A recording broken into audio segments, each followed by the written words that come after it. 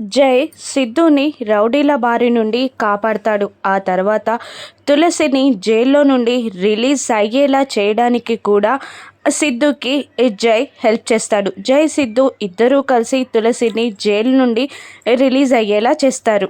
తులసి ఇంటికి వెళ్ళాక సిద్ధుకి కాల్ చేస్తుంది. జై గారు, మీరు కలిసి నన్ను రిలీజ్ అయ్యేలా చేశారు, థ్యాంక్ యూ అని తులసి చెప్తుండగా సిద్ధు పర్లేదు అన్నట్టుగా మాట్లాడుతూ ఉంటాడు. మరోవైపు కనిష్క సిద్ధు వాళ్ళ ఇంట్లో ఉండగా సిద్ధు వాళ్ళ అమ్మ కొన్ని బట్టలని వాషింగ్కి అందిస్తూ ఉంటుంది. అందులో సిద్ధు బట్టలు కూడా ఉంటాయి.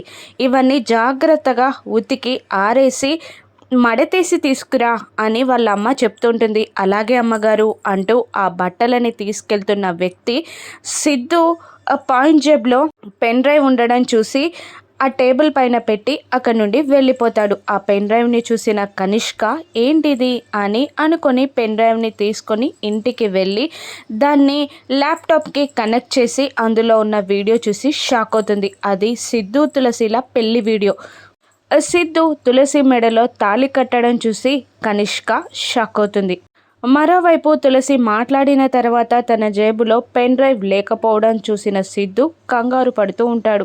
పెన్ డ్రైవ్ ఎక్కడా అని అంతా వెతుకుతూ ఉంటాడు. ఇక సిద్ధు తులసిల పెళ్లి వీడియోని చూసిన కనిష్క ఏం చేస్తుంది?